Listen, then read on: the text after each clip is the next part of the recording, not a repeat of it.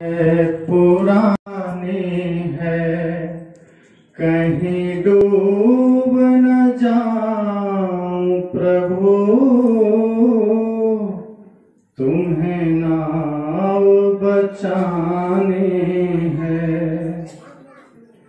संसार तो सागर है, सागर बड़ा गहरा है। संसार तो सागर है, सागर बड़ा गहरा है। मोह माया के मोती हैं, रंग जिनका सुनहरा है।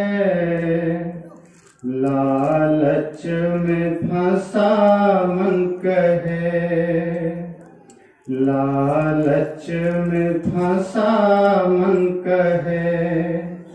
तुम्हें डुबकी लगानी है, कहीं डूब न जाऊं प्रभु, तुम्हें नाव बचानी है। पतवार है स्वार्थ की, मेरे हाथों नहीं संभले। पतवार है स्वार्थ की, मेरे हाथों नहीं संभले। तूफान है तानों के, मेरी नेकी के बदले। है दुख के भंवर में फंसी, तुम्हें पार लगानी है। कहीं डूब न जाऊं प्रभु, तुम्हें नाव बचानी है।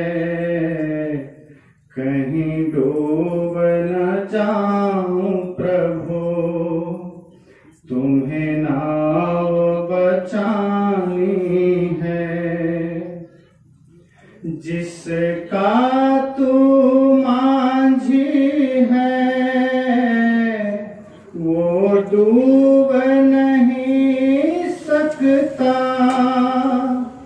जिसका तू मांझी है, वो डूब नहीं सकता। भव पार लगे नैया, मिल जाता है रास्ता। भक्तों की अर्जी पे, भक्तों की अर्जी पे करुणा बरसानी है। कहीं डूब न जाऊं प्रभु, तुम्हें नाव बचानी है। कहीं डूब न जाऊं प्रभु, तुम्हें नाव बचानी है। जिस नाव पे बैठा मैं, जर्जर है पुरानी है। कहीं डूब न जाऊं प्रभु, तुम्हें नाव बचानी है। बोलिए सद्गुरु देव की जय। सर्वप्रथम पूज्य माता जी को शत शत नमन श्रद्धांजलि अर्पित। उन्हें अब हम एक प्रतीक में देख रहे हैं एक चित्र में देख रहे हैं। एक समय ऐसा भी रहा जब उनका भी सशरीर अस्तित्व था इस धरती पर, लेकिन अब वह अस्तित्व मात्र प्रतीक बनकर रह गया और असली जो उनका अस्तित्व है वो उनके विचार, उनके कर्म, उनके आदर्श हैं। शरीर रूप में जो अस्तित्व था वो मात्र प्रतीक है। और जितने भी पहले के महापुरुष हैं, पहले के लोग हैं, हमारे पूर्वज हैं, जिनको अब हम सिर्फ प्रतीकों में देखते हैं, वो प्रतीक हमें एक इशारा करते हैं, लेकिन हम उन प्रतीकों को समझ नहीं पाते। जैसे आपको यहां से आगे कहीं किसी शहर की यात्रा करनी है और यात्रा के क्रम में आप देखते होंगे सड़क पर एक पत्थर में दूरी लिखी होती है कि अमुक शहर की दूरी इतनी है। जैसे यहां से आप धमतरी जाना चाहें और मेन रोड पर चले जाएं तो आपको पत्थर में लिखा हुआ मिल जाएगा धमतरी 60 या 62 किलोमीटर। अब वो पत्थर मात्र प्रतीक है, वो आपको इशारा कर रहा है कि इस दिशा में धमतरी है, आप यात्रा करते रहें, निश्चय ही कुछ देर के बाद आप पहुंच जाएंगे।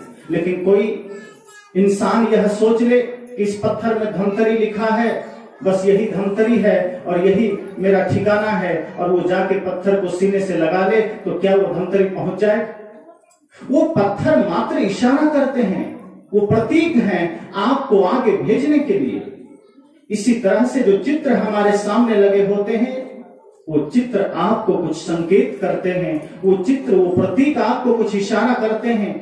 चाहे वो मंदिर के चित्र हो, चाहे आपके घर के चित्र हो, चाहे वो कहीं के चित्र हो, वो प्रतीक आपके जीवन में एक इशारा लेकर खड़ा है कि जिस तरह से मेरा भी कभी अस्तित्व था, जिस तरह से मेरा भी कभी हंसता खेलता जीवन था, लेकिन आज मैं चित्र में जाके विश्राम कर गया, कल यही स्थिति आपकी भी होनी है। इसलिए सोने वालों, जग करके जीना। सवाल यह नहीं है कि मौत कब आएगी और कैसे आएगी, सवाल यह है कि मौत आने से पहले आप जिंदा हैं या नहीं। सवाल यह है कि आप जीवित हैं या नहीं, क्योंकि आदमी मरता तो एक दिन है शरीर से, लेकिन ऐसे विचारों से वह प्रतिदिन मरता है, अपने व्यवहार से वह प्रतिदिन मरता है। संत कहते हैं कोशिश यह करना कि जब तक मृत्यु ना आई है तब तक आप जी सकें जीवन को बेहतरीन ढंग से, तब तक आप जीवन को सजा सकें अपने प्रेम, करुणा, सत्य, अहिंसा से। और जब आप जीवन को इन आदर्शों से सजाते हैं तो आपका जीवन यह महत्व नहीं रखता कि 30 की है कि 40 की है कि 60 की है कि 80 की है। फिर छोटी सी जिंदगी भी महत्वपूर्ण बन जाती है, फिर छोटी सी जिंदगी भी कीमती बन जाती है, वरना सैकड़ों वर्ष की आयु पाने वाले का भी कोई नामो निशान नहीं रहता। इसलिए ये प्रतीक हमें इशारा करते हैं, लेकिन हम उलझ जाते हैं प्रतीकों में। मंदिर बनाए गए, हमारे ऋषि मुनियों ने इसकी कल्पना की होगी, इन चित्रों की कल्पना की होगी, इसके पीछे का यही विज्ञान रहा होगा, यही तथ्य रहा होगा कि इससे आदमी शिक्षा ले सके, प्रेरणा ले सके। जैसे राम जी की तस्वीर लगी हो, राम जी का मंदिर हो, उसके पीछे का विज्ञान इतना ही रहा होगा कि इनके आदर्शों को देख करके व्यक्ति इन्हें अपने जीवन में धारण करेगा। लक्ष्मीबाई का कहीं स्मारक है, उसे देख करके आज के पीढ़ी के लोग ये आदर्श को अपना सकें, ये आदर्श अपने जीवन में धारण कर सकें कि लक्ष्मीबाई का जीवन कैसा था। लेकिन अब ये सारी चीजें मात्र प्रतीकों में सिमट कर रह गए। इसका हमारे जीवन से कोई तालमेल नहीं होता, इसका हमारे जीवन से कोई लेना देना नहीं होता। अब आप ये समझ लें, अभी भोजन का समय होने जा रहा है, आप सबको कागज में हम लिख कर दे दें भोजन शब्द और दे दें कि लो आपको भोजन मिल गया, आप कहेंगे क्या मजाक, ये तो कागज में लिखी बात है, इससे कहीं पेट भरता है? भोजन तो कागज का नहीं, बल्कि वास्तव में थाली में कोई अनाज पका हुआ चाहिए तो ही पेट भरेगा। यही तो संत कहते हैं कि कागज में राम लिखा है, कागज में प्रेम लिखा है, कागज में कृष्ण लिखा है, कागज में कबीर लिखा है, उसको हम रटते चले जा रहे हैं। वो कागज का कृष्ण, कागज का राम, कागज का कबीर मात्र शब्द है, उसे सत्य आपको बनाना है और सत्य उसे आप अपने आचरण में उतार कर बना सकते हैं, सत्य उसे आप अपने जीवन चर्या में जी कर बना सकते हैं।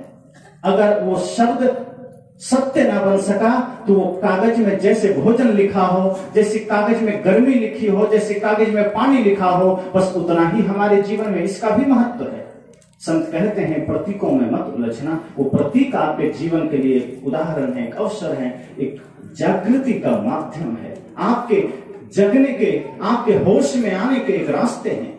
इसलिए आज जो प्रतीक रूप में जो माता जी का यहाँ तस्वीर है, हम उनके जीवन की ओर जाएं, हम उनके आदर्शों की ओर जाएं, क्योंकि उनका आदर्श ही आज उन्हें प्रतीक में लाने को मजबूर किया है।